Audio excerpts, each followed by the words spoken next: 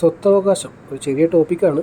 ഇതിൻ്റെ importance previous question paper നോക്കുന്നവർക്കറിയാം. അപ്പോൾ അത്രയും ഇമ്പോർട്ടൻ്റ് ആയിട്ട് നോക്കുക. ഇന്ത്യൻ ഭരണഘടന നിലവിൽ വരുമ്പോൾ സ്വത്തവകാശം മൗലികാവകാശമായിരുന്നു. എന്നാലോ നിലവിൽ സ്വത്തവകാശം ഒരു നിയമാവകാശം മാത്രമാണ്. ഓക്കെ, സ്വത്തവകാശം മൗലികാവകാശങ്ങളിൽ നിന്നും നീക്കം ചെയ്ത ഭരണഘടനാ ഭേദഗതി ഏതാണ്? 44-ാം ഭരണഘടനാ ഭേദഗതി. മറക്കരുത്, ചോദിക്കാറുള്ളതാണ്.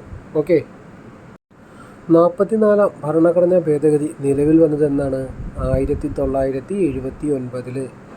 ഓക്കെ, സ്വത്തവകാശത്തെ 44-ാം ഭരണഘടനാ ഭേദഗതി പ്രകാരം ഭരണഘടനയിൽ കൂട്ടിച്ചേർത്തത് എവിടെയാണ്? 12-ാം ഭാഗത്തിൽ.